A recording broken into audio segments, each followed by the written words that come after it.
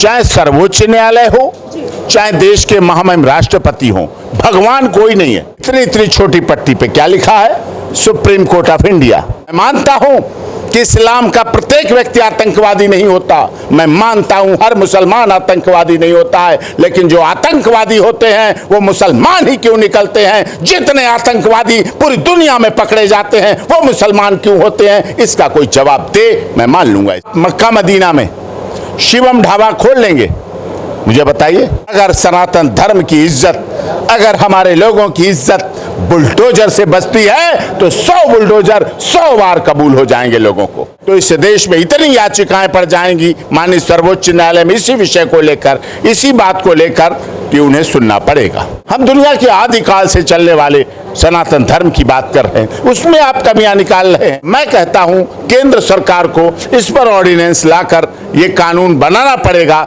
योगी जी को पूरा देश देख रहा है। मेरे साथ ज्यादा बातचीत के लिए सुप्रीम कोर्ट के वरिष्ठ वकील डॉक्टर एपी सिंह जी मौजूद हैं। सबसे पहले तो मैं आपसे बस इतना जानना चाहूंगी कि जो निर्देश आया था कि जो आपको नेम प्लेट है, आपको जितने भी ढाबा चालक हो, कांवड़ यात्रा के मार्ग में आएंगे, चाहे इतने भी फल सब्जी वाले विक्रेता हो, सबको अपना केवल नाम लिखना होगा। तो आप इस निर्देश को किस तरीके से देख रहे थे? नहीं, बहुत अच्छा आदेश था।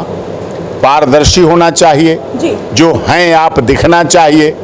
अगर आप राम हैं तो दिखना चाहिए, रसखान हैं तो दिखना चाहिए, रहीम हैं तो दिखना चाहिए। हमारे देश में डॉक्टर एपीजे कलाम साहब को पूरी दुनिया में सिरमौर माना, आदेश दिया है। सरकार ऑर्डिनेंस भी ला सकती है, सरकार इस पर अपना बिल भी ला सकती है। कई बार ऐसा हुआ जब माननीय सर्वोच्च न्यायालय ने अपना आदेश कर दिया, हो सकता है कर देते हैं। लेकिन सर, आप कैसे कह रहे हैं अगर ये आदेश इतना ही ठीक था तो फिर उसके बाद जब ये पिटीशन डाली गई तो सुप्रीम कोर्ट ने क्यों इस पर स्टे लगा दिया? कई बार सर्वोच्च, देखिए, चाहे सर्वोच्च न्यायालय हो, चाहे देश के महामहिम राष्ट्रपति हो, भगवान कोई नहीं है। आप इस बात को मान लीजिए। अलमाइटी पावर कोई नहीं है। अलमाइटी पावर है जो दुनिया में है, जिसके आधार पर पूरी दुनिया चलती है। भगवान ना कोई समझे। इसीलिए डॉक्टर भीमराव अंबेडकर जी ने संविधान निर्मात्री सभा के अध्यक्ष रहे। उन्होंने क्या कहा? अगर आपकी एसएलपी में आपको रिलीफ नहीं है तो आप रिव्यू में जाइए, रिव्यू में नहीं तो क्यूरेटिव जाइए। तो ऐसा समय समय पर होता रहा है। लेकिन सबसे बड़ी बात आती है, कल 26 तारीख है और उस पर सुनवाई होनी है। क्या कुछ लग रहा है, क्या हो भी सकता है कि जैसे पहला जो फैसला आया था फिर से ऐसे ही फैसला आ जाए, पक्ष में ना आए फैसला? अभी देखते हैं, भविष्यवाणी करना उचित नहीं है, लेकिन योगी जी का फैसला जन भावनाओं से जुड़ा हुआ है और गेंद को जितना दबाया जाता है गेंद उतना ही ऊपर ज्यादा उछलती है। अगर इस फैसले के इतर कोई फैसला आता है तो वो देश को प्रभावित करेगा। अभी तो मुजफ्फरनगर मध्य प्रदेश के उज्जैन की बात है, ये देश के माता वैष्णो देवी को प्रभावित करती है, बाबा अमरनाथ की यात्रा भी प्रभावित होती है इससे, और ओंकारेश्वर और भी कितने तीर्थ हैं जहां ऐसा होता है। और मैं कहता हूं केंद्र सरकार को इस पर ऑर्डिनेंस लाकर ये कानून बनाना पड़ेगा कि सबको अपनी आइडेंटिटी दिखानी पड़ेगी। देखिए, यही न्यायाधीश जब एयरपोर्ट पे जाते हैं, जुडिशियल ऑफिसर, जजेस, तो अपनी आईडी दिखानी पड़ती है, नहीं दिखानी पड़ती है? आपकी आईडी नवयुग टीवी है तो आप गर्व से कहती हैं मेरा नवयुग टीवी है। आपका आधार कार्ड है शैल भारद्वाज तो आपको अपना दिखाती है और नाम बताती हैं। आप अपने कैमरा पर्सन्स का भी नाम बताती हैं। क्यों? आइडेंटिटी बताना चाहिए। आपके न्यूज चैनल पर ऑफिस में सबके आगे प्लेट लगी हुई हैं, एडिटर इन चीफ, ये पीसीआर, यहाँ पूरा आपका स्टूडियो नवयुग चैनल का भरा हुआ है। आईएएस, आईपीएस अपनी नेम प्लेट लगा के रखते हैं। सभी लोग अपनी आइडेंटिटी रखते हैं। आधार कार्ड को वैलिड किसने किया था? माननीय सर्वोच्च न्यायालय ने। यह सुप्रीम कोर्ट के आई कार्ड, इसकी हर पट्टी पर देखिए, इतनी इतनी छोटी पट्टी पे क्या लिखा है? Supreme court of India. फिर थोड़ी देर बाद सुप्रीम कोर्ट ऑफ इंडिया, फिर थोड़ी देर बाद सुप्रीम कोर्ट ऑफ इंडिया, फिर थोड़ी देर बाद। क्यों लिखा है? यह आइडेंटिटी है, एक विश्वास है, हमें गर्व करना चाहिए।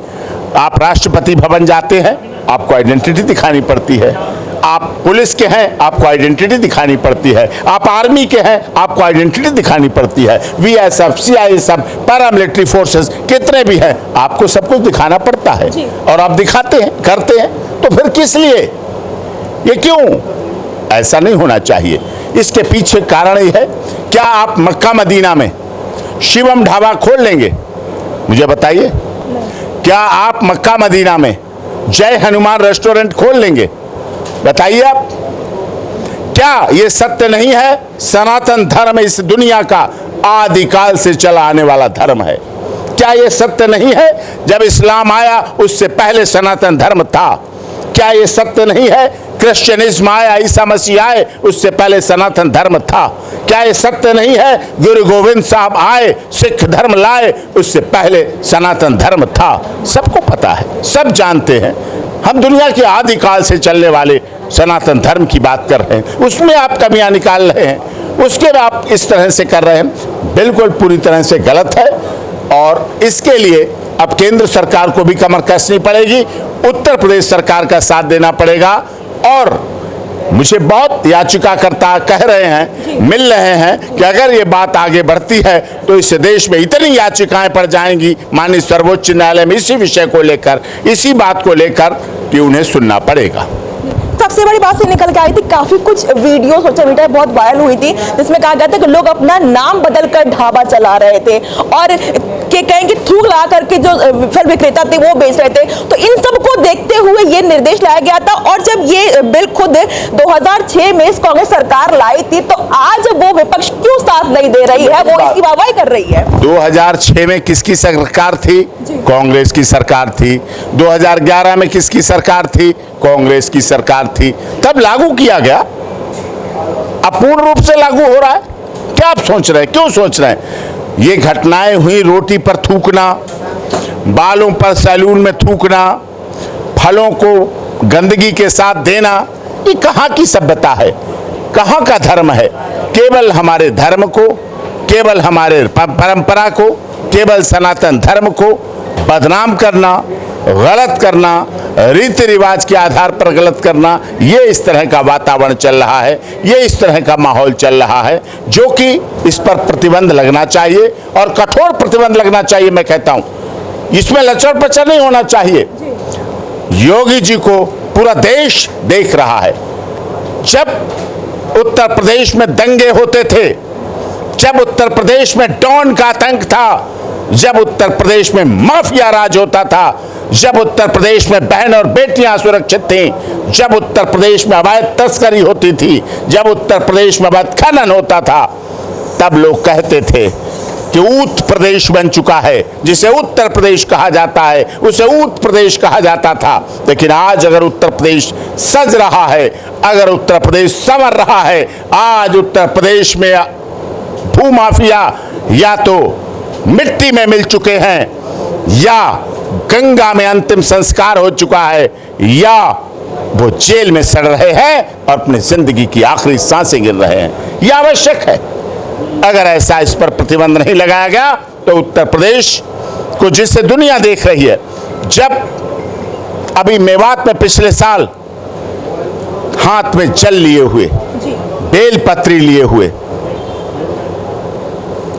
नारियल लिए हुए, फूल लिए हुए, शंकर जी को मानने वाले ओम नमः शिवाय कहती हुई महिलाएं, गर्भवती महिलाएं, बच्चियां, बेटियां जो सोमवार व्रत रखने के लिए जाती हैं, उनको घेर लिया गया। मेवात में गोलियां मारी गई, लाठियां बरसाई गई। हरियाणा पुलिस को ऊपर से पैराशूट करके सुरक्षा भेजनी पड़ी। पैराशूट पुलिस होके गई इसी देश में, इसी हरियाणा में, इसी मेवात, इसी सुप्रीम कोर्ट से 100 किलोमीटर दूर, इसी संसद से 100 किलोमीटर दूर, इसी राष्ट्रपति भवन से 100 किलोमीटर दूर इतनी बड़ी घटना हुई, विकट घटना थी।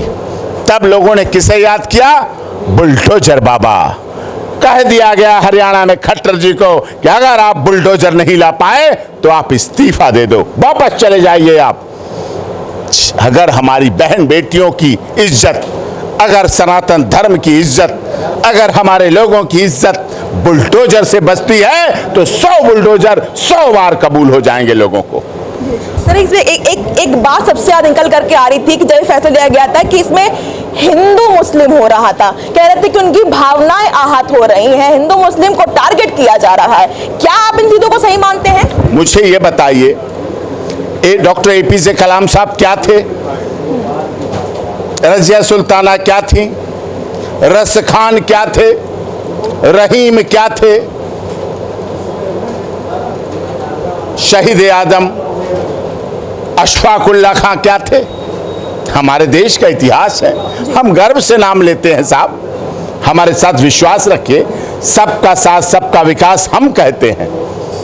विश्व के कल्याण की भावना हम अपनी पूजा में रखते हैं। सर्वे भवन्तु सुखना, सर्वे सन्तु निरामया हम बोलते नहीं, अपने जीवन में अमल में लाते हैं। हमारी भारत सरकार G20 में दुनिया के देशों को एक साथ बुला के, एक साथ खिलाकर, एक साथ माला पहनाकर, एक साथ पटके पहनाकर, एक साथ सम्मान के साथ विदा करती है। ये हमारी मान्यता है, ये हमारे देश की सोच है, ये हमारे प्रधानमंत्री की सोच है, ये हमारे मुख्यमंत्री की सोच है। ये बात जब मैं कह दूं तो लोगों को कड़वी लगेगी।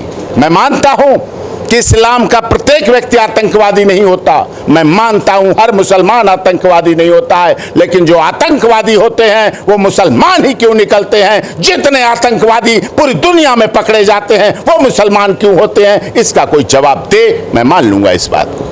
सर आप हम जानना चाहेंगे कि जब CAA का टाइम था तब भी सरकार कोई ना कोई ऑर्डिनेंस लाई थी, क्या अब भी राज्य सरकार इसको लेकर के ऑर्डिनेंस ला सकती है? ऑर्डिनेंस लाने का अधिकार है, पूरी तरह से अधिकार, ऑर्डिनेंस ला सकते हैं, क्यों नहीं ला सकते? अधिकार है। जलीकट्टू में हुआ, माननीय सर्वोच्च न्यायालय ने आदेश दिया, तो जलीकट्टू में बोला है, उसके बाद आदेश हुआ और आदेश लेके आए, उसमें ऐसा क्या है? कुछ नहीं।